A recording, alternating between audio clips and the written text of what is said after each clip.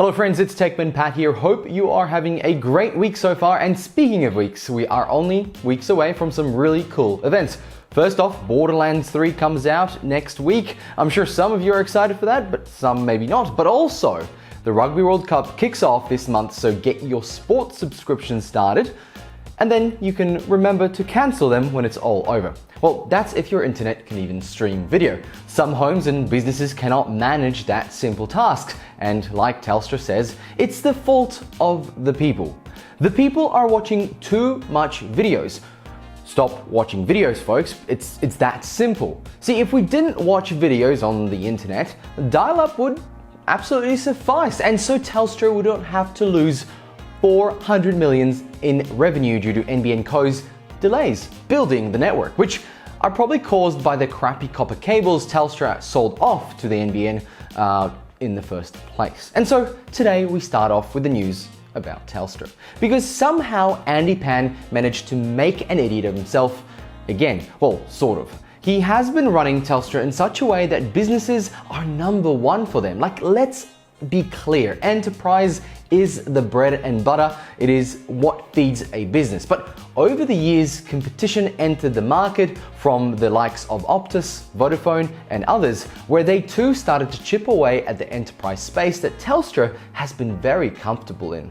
The enterprise space is where you get the real money. This is the space where you can charge more, provide more, and really make some money. So it's not surprising that NBN Co is going after big business to provide them with fibre connections to solidify ongoing business relationships with long-term service contracts. And Andy Pan has criticized the National Broadband Network for spending money on new fibre connections for businesses, rather than upgrading things like fibre to the node or wireless network. He is claiming the move is out of step with the 51 billion taxpayer-funded company's purpose of connecting households to the internet.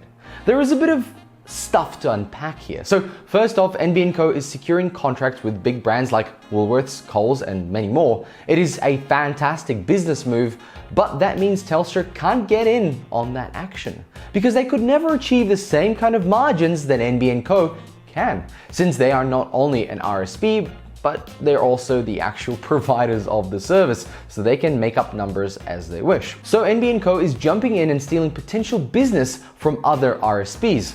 All this is done with a pretty big upper hand. Nonetheless, it's not quite fair, but there is nothing written in the NBN Co mandate that they can't. The next side is that NBN Co needs all the business they can get, because it's bleeding money and not practically worth much at the moment. So why wouldn't we want the NBN to get more business? Sure, short term it means that they won't be fixing the current problems with home connections. But long term they'll be in a better financial position to maybe do that in the future. More on that later. Now, all, in my mind, NBN Co will not finish the rollout in 2020. I don't think anyone else believes that date, so this isn't going to change a lot. Let me know what you guys think at the comments below.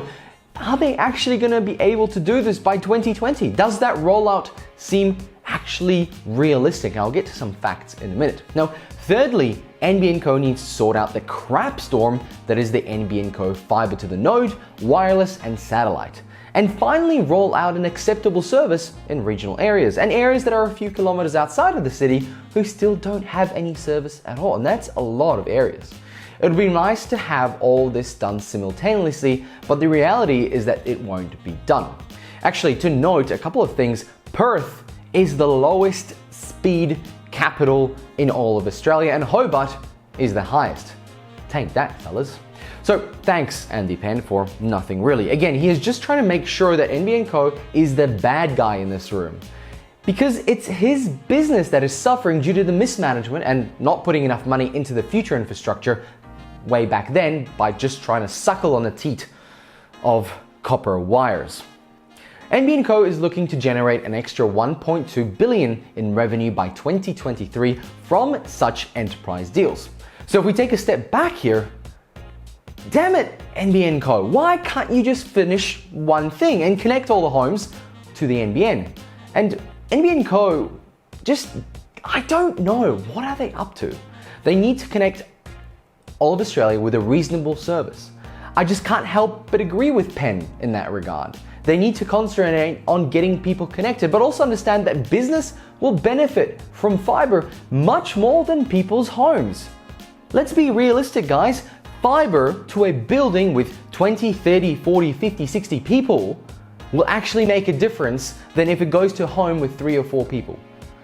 A home with fiber to the curb, like I have said before, will be absolutely fine. But a business with 50, 60 people where they all need to access the internet, maybe even download or upload documentation or make video calls to other customers around the country, will benefit from fiber much more. So NBN Co, connecting businesses to fiber and spending more money and time on that, will probably benefit a higher percentage of people than if they did it to homes. I get that. But fiber to the node and wireless and satellite are lagging behind. And so comes 5G. 5G is potentially the answer to those problems, while businesses will get fiber.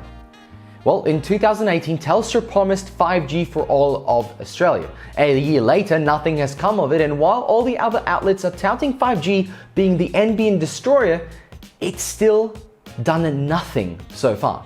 Because it's not that easy. There is no immediate large-scale demand for 5G, and it'll be interesting to see if the mobile network operators are going to spend billions of dollars on an uncertain return on investment, based on, well, rumors really. Thinking about it now, home 5G will be only viable in areas where the NBN just doesn't reach, or the service is very, very poor, which, let's not mince words here, is a lot of areas. On the mobile side, I can't think of the last time I wanted my 4G connection to be faster. Because remember, you first have to connect to a 4G network, then get handed off to the 5G connection to actually get those blistering speeds. 4G is so fast in suburbs and cities that 5G will not make much of a difference in daily mobile use. In fact, Optus recently mentioned that they will take 2 to 3 years for it to be a sufficient scale to start becoming a more serious product in the market. Right now, 5G is a niche, a very niche product with very little potential access, very little amount of people. Hey, let me know in the comments below if you guys are able to access 5G, maybe in your area. And so it seems that 5G technology could one day replace fixed line fiber broadband as the dominant technology for high-speed internet, but only if enough money is invested, which at this stage is not in Australia. And even in America, Verizon is only investing in wealthy suburbs. No surprise there, obviously. So in most cases, justifying the huge investment would be hard as long as existing fixed line networks actually meet the demand. Hey, also look out for a video about the health effects of 5G and what exactly 5G is on my channel. I'm actually just going to put out that video maybe sometime this week, so look out for that. Anyway, 90% of all data traffic in Australia is done via fixed lines. Sure, mobile networks account for a lot of access, but the amount of data transferred is very minimal due to the nature of mobile devices. You're not uploading big files on mobile devices. So even now, 4G isn't even being pushed to its limits, and we can enjoy pretty high speed. So imagine moving hundreds of thousands of people across to the 4G and 5G network. The network will need billions of dollars of investment to service these amounts of people, and the return of the investment doesn't seem to be there yet. But in saying that, the NBN is likely to require heavy investment in the future as well, as the large parts of the network that use Telstra's aging copper lines for the final stretch between the node cabinet in the street and to the home need to be replaced with potentially fiber optic cable or fiber to the curb. But let me share the final story with you today. I have left the worst news till last, so hopefully many people have tuned out by now and it won't hurt as much. On the 30th of August, NBN Co released their corporate plan for 2020 to 2023, and it outlines what the NBN has in store over the next 4 years. First off, like we discussed last week, it plans to complete the rollout by 2020, and right now only 86% of Australians have access to the NBN, so there's still a way to go. The report also promises to increase bandwidth for customers using fiber to the curb and HFC, but there are no plans to upgrade fiber to the node customers. Sorry, I have to say that again. There are no plans in the next 4 years to upgrade the fiber to the node lines. Those people will end up being the 5G customers that Optus and Vodafone and Telstra need. Stephen Rue said that they expect 90% of fiber to the node customers to reach speeds of 50 megabits, and they say that they will guarantee 25 megabits to all of them. Unfortunately, guaranteeing speeds won't exceed 25 megabits per second even in 2023. So if you're currently saddled with fiber to the node connection, like the vast majority of NBN users, there are no plans to upgrade the bandwidth for the next 4 years. I'm sorry to bring you these news.